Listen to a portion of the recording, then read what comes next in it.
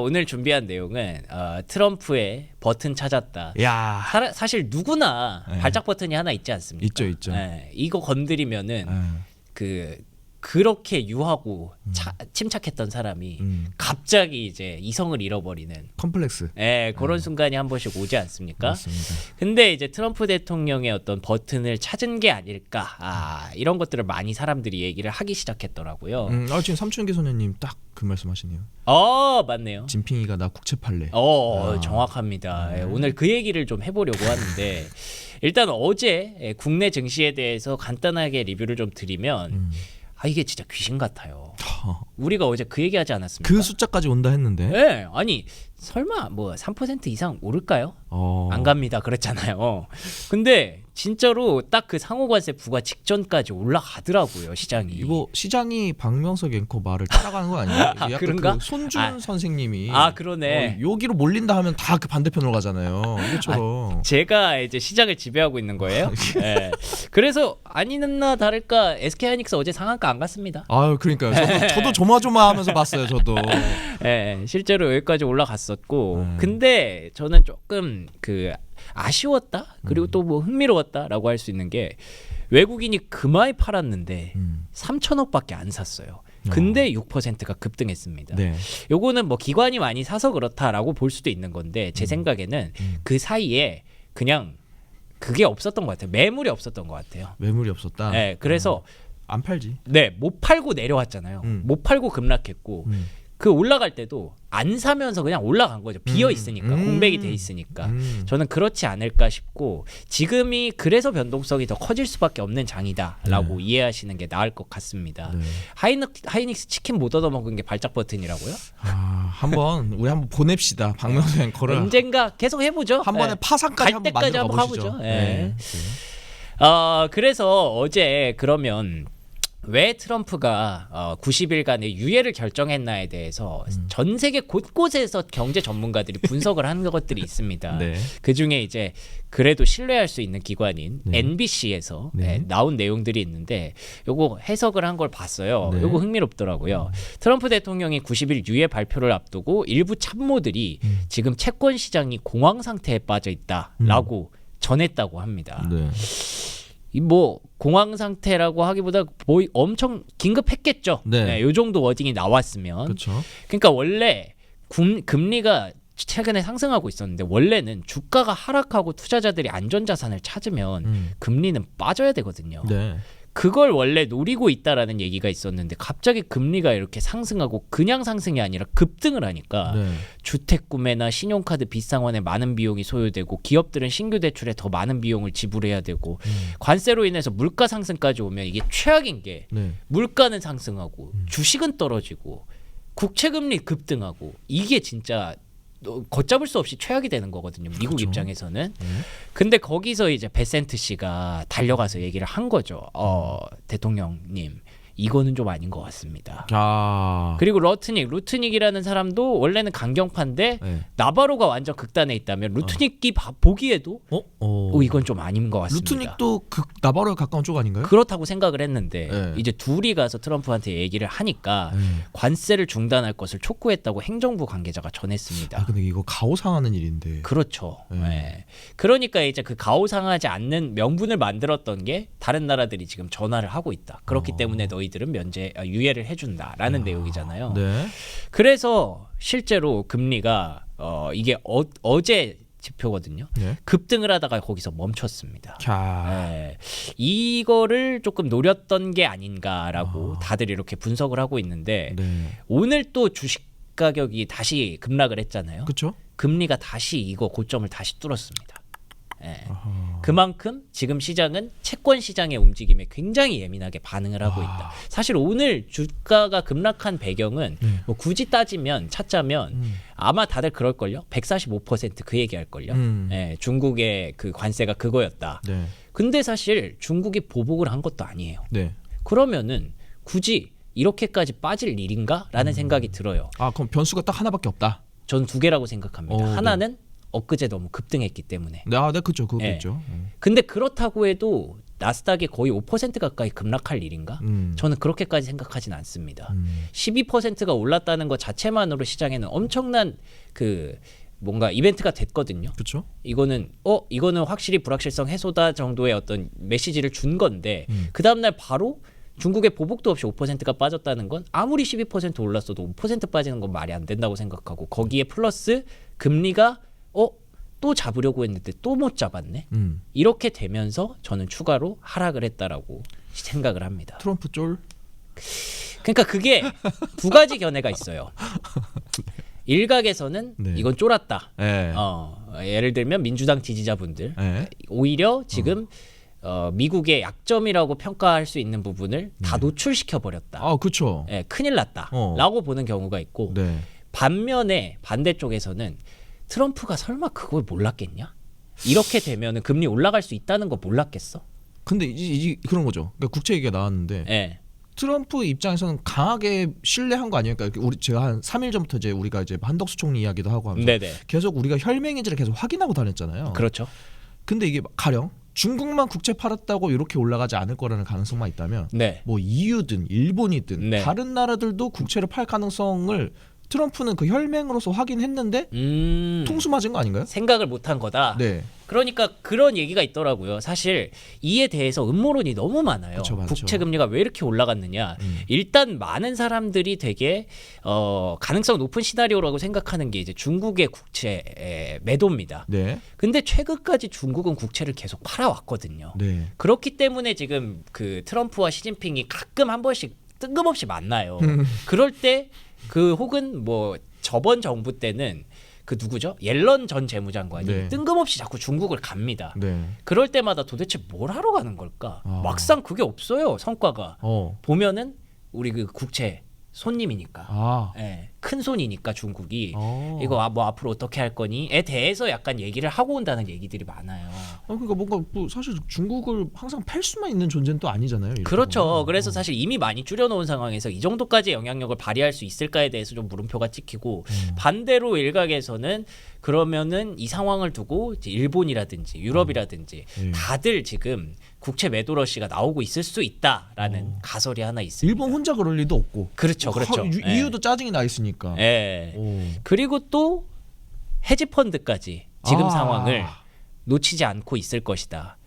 지금의 채권 매도 러시는 네. 아마 엄청나게 많은 그런 자금이 곳곳에서 나타나고 있는 것이다라는 음모론들이 있는데 그럼 이거 물구멍이 곳곳에서 나와서 막을 손발이 모자랄 것 같은데. 그래서 이제 결과론적으로는 트럼프가 쫄았다라고 보는 게 사실 조금 더 합리적이긴 하죠. 정배. 근데 미국에서는 어떤 표현을 쓰냐면 얼전시라는 표현을 씁니다. 얼전시. 얼리를 모아 얼전시. 그 본드 마켓에서 난리가 나서 지금 그렇게 바꾼 거 아니냐, 손바닥 뒤집은 거 아니냐. 네. 사실 약간의 긴급함이 있긴 했어. 그렇죠. 이거 뭐 우리나라 말로 하면 쫄았다는 쫄았다는 거긴 한데. 트럼프 쫄. 그러니까 그 생각인 거죠. 네. 그 트럼프 지지자들 입장에서는 이것까지 다 계산을 했는데 생각보다 너무 빨랐다. 저는 그래요? 거기까지는 너무 봐줄 거예요? 너무 트럼프를 트럼프의 그 어떤 그 계산을 그렇게 큰 그림은 그리지만 그렇게 치밀한 사람까지는 아니지 않을까. 근데 어찌 됐든 여기서 우리가 얻어가야 될 건, 투자자로서 얻어가야 될 건 삼춘기 소년님께서 말씀하시는 대로 트럼프고 쫄 줄 아는 사람이라 다행이네요. 그러니까 금리를 우리가 계속 쳐다보고 있으면 금리가 이렇게 급등하는 걸 보고 있으면 이러면은 트럼프가 움직이는구나. 자기의 고집을 꺾기도 하는구나. 그럼 그때는 매수 타점이 되는 거죠. 금리가 오히려 급등할 때.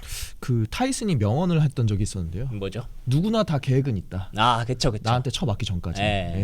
뭐 사실 그게 트럼프 일기 때 정확하게 해당하는 말인데 트럼프 일기 때 우리가 계속 복기를 해보면 감세 정책을 피면서 역시 기업인 출신이라 다르네. 기업인이 그 시장을 컨트롤하고 대통령을 하니까 주식시장이 이렇게 화랑을 가져가는구나라고 기대를 했었는데 그때 즈음에 이제 무역 전쟁을 일으키면서 시장이 엄청나게 충격을 받았습니다.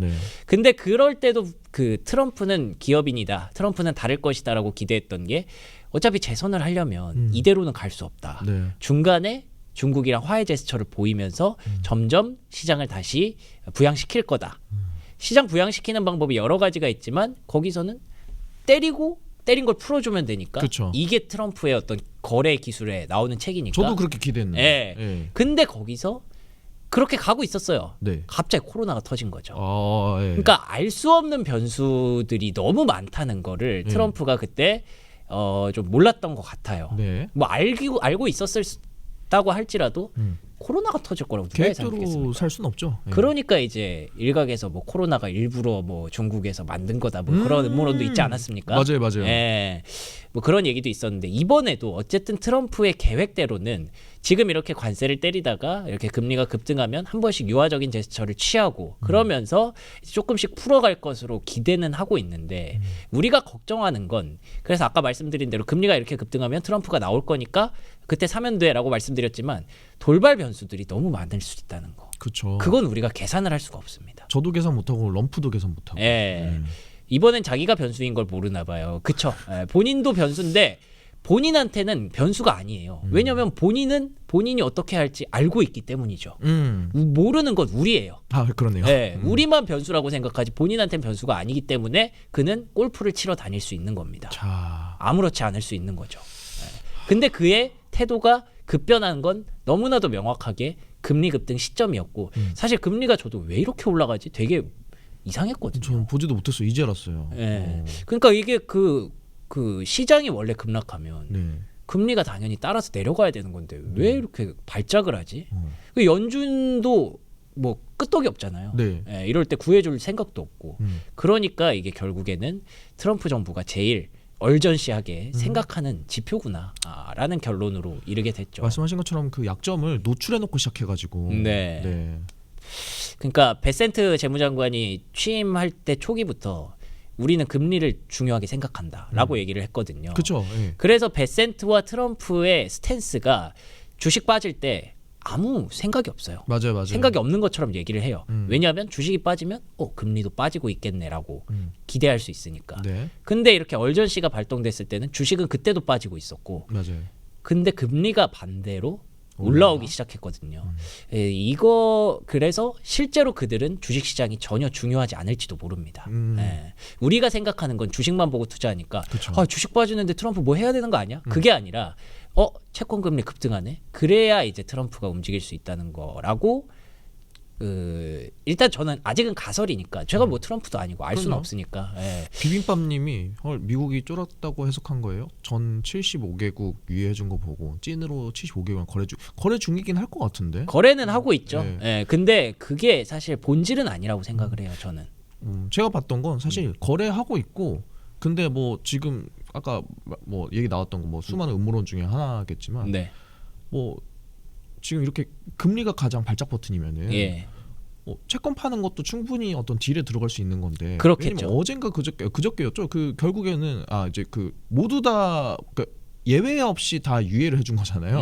그러니까 사실 만약에라도 일본이라도 따로 빼줬으면 근데 그냥 예외 없이 그러니까 다 때려버리니까 그래서 일본 입장에서 기분이 나빴다. 혈맹이라고 해놓고 나 다 갖다 바쳤는데 그래서 채권을 팔았을 수 있다. 네, 저는 그래서 어제 한덕수 총리 얘기했던 것도 얘기하는 거지만 네. 사실 이 자민당 정부 안에서도 네. 당 안에서도 이시바 같은 경우는 굉장히 좀 외톨이 같은 맞아요. 자기 네. 주류가 없는 스타일이잖아요. 이번에 그 총리 될 때도 약간 삼지대 같은 느낌으로 해가지고 시진핑 같은 케이스죠 보면은. 약간 그 어디죠? 마크롱 같은 케이스. 네. 네, 그런 느낌이었어요. 사실 중국에서도 시진핑이 그렇게 클 거라고 생각 못했는데. 그랬다고 하더라고요. 네, 서로 그 견제하다가 중간에 어부질이 엄청 올라왔잖아요. 존버했다면서요. 네, 맞아요. 시진핑이. 네. 그러니까 사실 그런 케이스처럼 사실 이게 권력자라는 게 아베가 사실 일본의 정석적인 이제 코스인 거지 않습니까? 그렇죠. 그렇게 생각해 보면은 뭐 아까 어제 한덕수 총리 얘기했던 것처럼 아베는 그럴 수 있는데 난 그런 사람 아니야. 이제 뭐 그런 얘기하잖아요. 내셔널리스트라는 얘기도 하고 뭐 이런 거 보면은 충분히 이거는 그 양당의 어떤 카드를 다 가지고 미국이랑 협상할 수 있다라고 한번 시그널 준 건 아닌가라는 생각도 듭니다. 그걸 우리가 걱정하는 아까 제가 말씀드린 트럼프가 계산하지 못하는 변수가 분명히 어딘가에서 일어나고 있다. 그것 때문에 지금 미국이 어떻게 보면은 되게 애매모호해진 그러니까 양각에 잡힌 이러지도 못하고 저러지도 못하는 그런 상황에 봉착을 했나 결국 거기에서 나오는 결론은 트럼프가 마음을 바꾸는 거 말고는 그러면 해결할 수 있는 방법이 없다. 그런 결론에 이르렀고 트럼프가 마음을 바꾸려면 금리가 계속 올라가야 되는데 그렇지 않으면 또 트럼프는 절대 지지 않을 것이다. 뭐 이런 결론도 같이 생각이 드는 거죠. 앨런도 트럼프 때문에 침체 온다고 적당히 해야죠. 저 이거 보니까 그 생각나네요. 제가 며칠 전에 봤던 그 홍경인이 나왔던 영화 우리들의 일그러진 영화. 사실 명작이죠. 한 명이 먼저 대들기 전까지는 맞아요. 홍경인이 이 학급을 지배합니다. 맞죠. 그리고 선생님도 그거를 그냥 용인하고 있죠. 그러다가 한 명이 이제 반발하고 일어나면은 이제 애들이 하나씩 일어나서 저 새끼 순 나쁜 새끼예요 하면서 일어나서 이제 빡빡이들 다 일어나서 하거든요.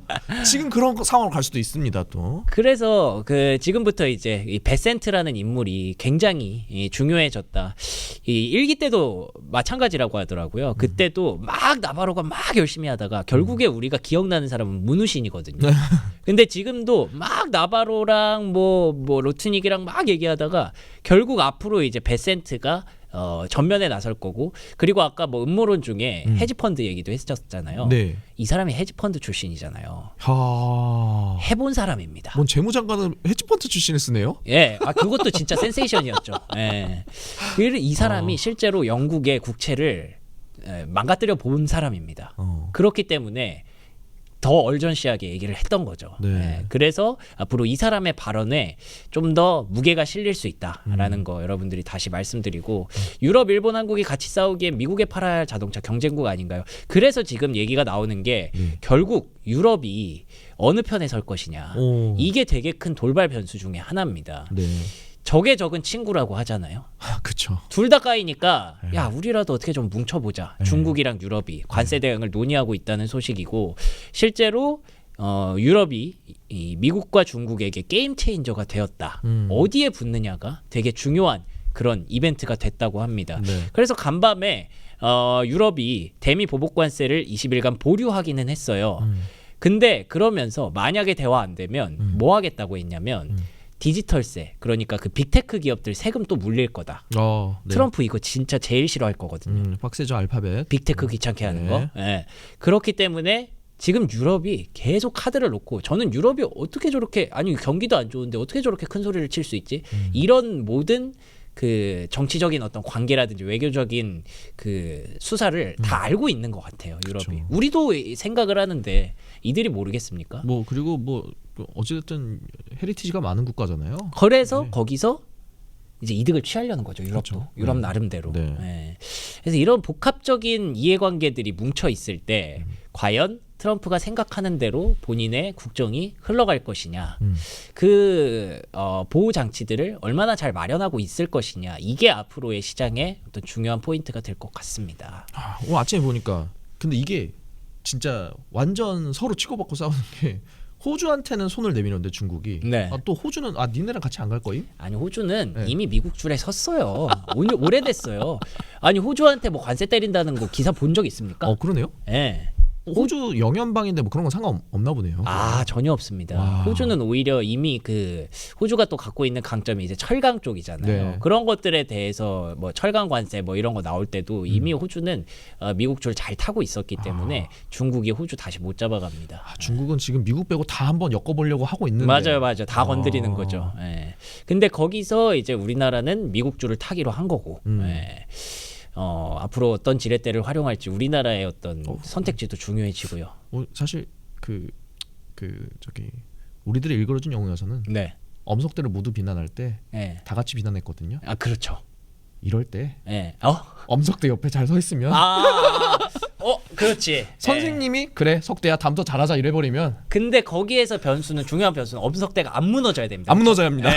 엄석대가 무너지면 다 같이 죽는 거고. 맞아요. 미국이 설마 무너지겠어요? 다들 그런 생각으로 어떤 선택지를 가져가는 투석대 같은데. 맞아요. 호주랑 중국이 또 적대적이군요. 그렇죠. 둘이 싸웠잖아요. 한창 싸웠잖아요. 그러니까 제가 이런 생각을 왜 해야 되는지 잘 모르겠어요. 진짜 어렵네요. 쉽지 않습니다. 하도 어려우니까 오만 생각을 다 하게 되는데 어쨌든 뭐 여러분들이 재밌게 봐주셨다면 다행입니다. 금요일 왔으니까 주말 리프레시 잘 하시고 잘 이겨내시고 또 그 주말 사이에 일하는 거 저희가 할 테니까 다음 주 월요일에 이 시간에 늦지 말고 찾아와 주시면 대단히 고맙겠습니다. 벚꽃 구경 가시죠. 꽃 구경 많이 하시고요. 예. 네. 고맙습니다. 저희는 오늘은 여기서 인사드리도록 할게요. 시청해주신 여러분 고맙습니다. 감사합니다.